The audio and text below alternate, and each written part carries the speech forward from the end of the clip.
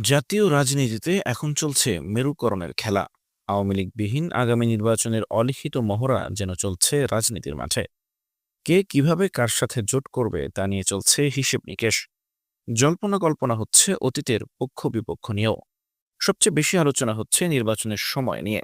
এ অবস্থায় ইসলামী আন্দোলনের আমির চরমোনাই পীর মুফতি জনাব সৈয়দ মোহাম্মদ রেজাউল করিম বিএনপির বিরুদ্ধে ফাটালেন সর্বশেষ বোমাটি।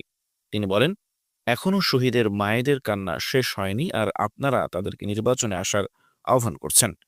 বিএনপির দ্রুত নির্বাচনের দাবিকে ভালো চোখে দেখছেন না তিনি। সংখ্যানুপাতিক নির্বাচন পদ্ধতিতে বিএনপি যে বিরোধিতা করছেন তারও সমালোচনা করেছেন তিনি।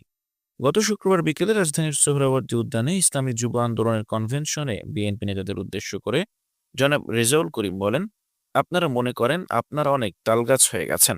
আসলে আপনাদের পায়ের নিচে মাটি নেই। আপনারা ১৬ বছর শুধু হুমকি দিয়েছেন। শেখ হাসিনা বা আওয়ামী লীগের কিছুই করতে পারেননি। কত হাজার ঈদ চলে গেছে, কিন্তু ঈদের পরে আর আপনাদের আন্দোলন হয়নি। এবার ছাত্র জনতা আন্দোলন করে দেখিয়ে দিয়েছে। তিনি বলেন, ৫ আগস্টের আবারও চাঁদাবাজি, লুটপাট, দুর্নীতি শুরু হয়ে গেছে।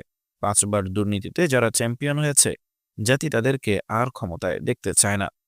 ইসলামী যুব আন্দোলনের সভাপতি জনাব নিসার উদ্দিনের সভাপতিত্বে কনভেনশনে প্রধান অতিথি হিসেবে তিনি এই বক্তব্য দেন। জনাব রেজাউল করিম বলেন, গত ৫৩ বছর যারা দেশ চালিয়েছে তাদের মানুষকে নতুন করে উপহার দেওয়ার মতো কিছু নেই। তাদের নতুন কোনো কথা নেই।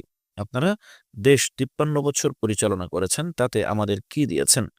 বিএনপির উদ্দেশ্যে মুফতি রেজাউল করিম বলেন, যারা নাকি নির্বাচন করতে অস্থির হয়ে গেছেন, আমি বলবো মানুষ সজাগ হয়েছে। জরিপ করে দেখেন, আপনাদের পায়ের নিচে মাটি সরে গেছে। এখন বাংলাদেশে এই চাঁদাবাজদের দখলদারি, খুনিদের বাংলাদেশের মানুষ দেখতে চায় না। পরিবর্তন করতে হবে।